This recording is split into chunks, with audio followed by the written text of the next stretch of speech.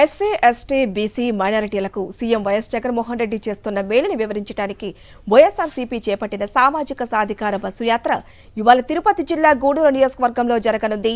గూడూరు వైఎస్ఆర్సీపీ సమన్వయకర్త మేరుగ మురళీధర్ ఆధ్వర్యంలో బస్సు యాత్ర జరగనుంది.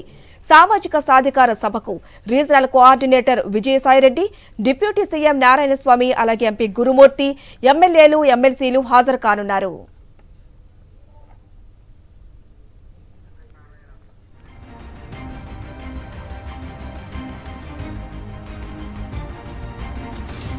గూడూరులో సామాజిక సాధికార బస్సు యాత్ర గురించి మా ప్రతినిధి వెంకటనారాయణ మరింత సమాచారం అందిస్తారు. వెంకటనారాయణ, చెప్పండి, మరి సామాజిక సాధికార బస్సు యాత్ర ఈ రోజు ఏ విధంగా జరగబోతోంది అక్కడ?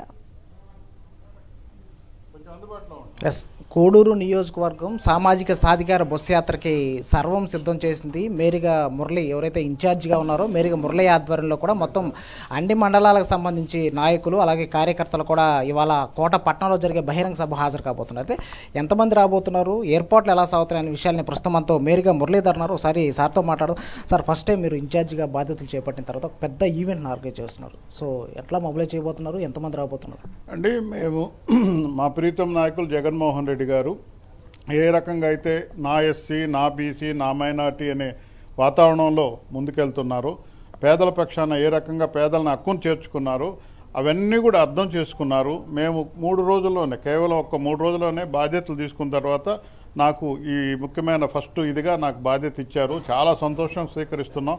ఎక్కడికి వెళ్ళినా చెప్పండి, టైం చెప్పండి, మేము ముందుకు వస్తామంటున్నారు. మీరు చూస్తారు, రేపు మాటల్లో చెప్పడం కాదు, ప్రజలు ఏ రకంగా ప్రపంచనంగా వచ్చి మరి వాళ్ళ గురుతర బాధ్యతను, ఆ విశ్వాసాన్ని మా ప్రీతం నాయకులు జగన్మోహన్ రెడ్డి దగ్గర ఆయనకి మరి ఏ రకంగా తీర్చుకుంటారో మీరు రేపు జరిగే సభ ద్వారా మీకు నిర్ధారణ అవుతుందని తెలియజేసుకుంటున్నాను. ఎంతమంది సార్, ఎవరెవరు రాబోతున్నారు? ఎందుకంటే రీజనల్ కోఆర్డినేటర్ సాయిరెడ్డి సార్ కూడా రాబోతున్నారు తెలుస్తుంది. మొత్తం ఓవరాల్గా మంత్రులు కానీ ఎమ్మెల్యేలు కానీ ఎవరెవరు రాబోతున్నారు అంటే అందరూ కొంత బ్యాలెన్స్ ఉంది. ఇప్పుడు మా మైనార్టీ నాయకులు చాంద్ బాషా గారు రావాల్సింది ఉంది. ఆయన ఏంటంటే గడప గడప కార్యక్రమం వల్ల రాలేకపోతున్నాను అన్నారు. అదే రకంగా మైనార్టీలో మా స్టేట్ లీడరు ఖాదర్ బాషా గారు వస్తున్నారు. ఒకరు లేకపోయినా ఒకరు, ఎందుకంటే బడుగు బలహీన వర్గాల్లో ఈరోజు నాయకత్వం పుష్కలంగా తయారైంది. ఏ రకంగా అంతకుముందు వేదికల మీద చెప్పేవాళ్లే తప్ప ఎవరు కూడా నిజాయితీగా నిరూపించుకున్న వాళ్ళు లేరు. ఈరోజు ఎగ్జిక్యూషన్లో మా ప్రీతం నాయకులు జగన్మోహన్ రెడ్డి గారు ఏవైతే బ్యాక్వర్డ్ క్లాసెస్ కాదు, బ్యాక్ బోన్ క్లాసెస్ అన్నారో నిజంగా నిరూపించుకుంటూ వస్తున్నారు. సామాజికంగా మీరు చూడండి, వేదికల మీద చెప్పారు. ఈరోజు మన నిజంగా ఎంత గొప్పగా ఆయన ఎదిగిపోయారో బలుగు బలహీన వర్గాల్లో మీకు తెలుస్తుంది. ముఖ్యంగా ఎమ్మెల్సీకి సంబంధించిన విషయం, ఎన్ని విషయాలు ఎంతమందికి ఇచ్చారండి, భవిష్యత్తు ఊహల్లో కూడా లేదు. నాకు కూడా ఊహల్లో లేదు. ఈ ఉద్దండుల జిల్లా, నెల్లూరు జిల్లాలో నన్ను ఇనానిమస్గా ఎమ్మెల్సీగా ఛాలెంజ్గా తీసుకొని వచ్చి నాకు అవకాశం ఇచ్చారు. నేను నా ప్రవర్తన గూడూరుతో ఉన్న వర్తితను చూశారు. గూడూరులో ఎవరైతే కోరుకుంటున్నారో మళ్ళా నాకు ఈరోజు ఈ బాధ్యత అదనంగా ఇచ్చారు.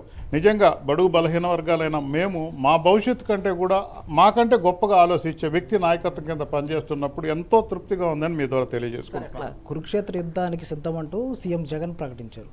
రాష్ట్ర వ్యాప్తంగా ఎలా ఉండబోతుంది? ఎస్సీ నియోజకవర్గాలకు సంబంధించి పరిస్థితి ఎలా ఉంది? అంటే ఒకటేనండి, మీరు గతంలో కూడా చూశారు, 95% ఎస్సీ, ఎస్టీ, బీసీల్లో ఉన్నటువంటి స్థానాలన్నీ కూడా జగన్మోహన్ రెడ్డి గారు కైవసం చేసుకున్నారు.